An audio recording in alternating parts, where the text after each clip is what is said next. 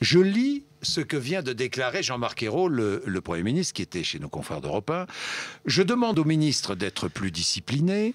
Je peux vous dire que le message est passé, bien passé. Vincent Peillon a fait une erreur. Vincent Peillon a fait une erreur? Non, je ne crois pas. Je pense que l'erreur que nous commettons les uns et les autres, que ce soit la gauche ou la droite, c'est de refuser d'avoir un véritable débat sur la question des drogues, des substances. Bon, la réalité, elle est claire. Il y a une loi de 70 dont tout le monde s'accorde à dire qu'elle est totalement dépassée, les experts de droite comme de gauche d'ailleurs. Qui pénalise le consommateur. Qui pénalise le consommateur. C'est comme si, par exemple, vous faisiez une tentative de suicide, on vous mettrait en prison parce que vous avez porté atteinte à vous-même, c'est votre liberté.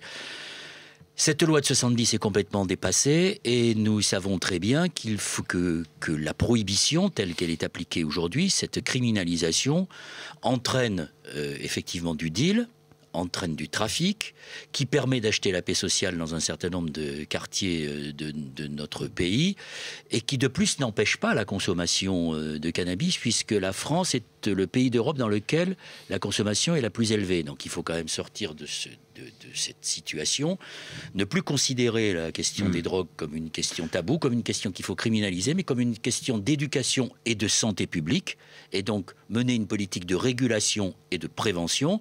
Mais pour ça, il faut qu'au moins on accepte d'en discuter, plutôt que de se lancer des oukases chaque fois qu'on lève le petit doigt. Donc je pense que Vincent Peillon était dans son rôle et a eu raison de soulever cette question. Même en tant que ministre de l'Éducation nationale. Et pourquoi, en tant que ministre de l'Éducation nationale, n'aurait-il pas le droit de le faire? Puisque je viens de vous dire qu'il s'agit d'une question d'éducation et de prévention. Il est donc dans son rôle lorsqu'il pose cette question. Et nous savons les uns et les autres, qui sommes sur le terrain, qui sommes élus, qu'aujourd'hui, même sur ces questions-là, l'école n'est plus un sanctuaire.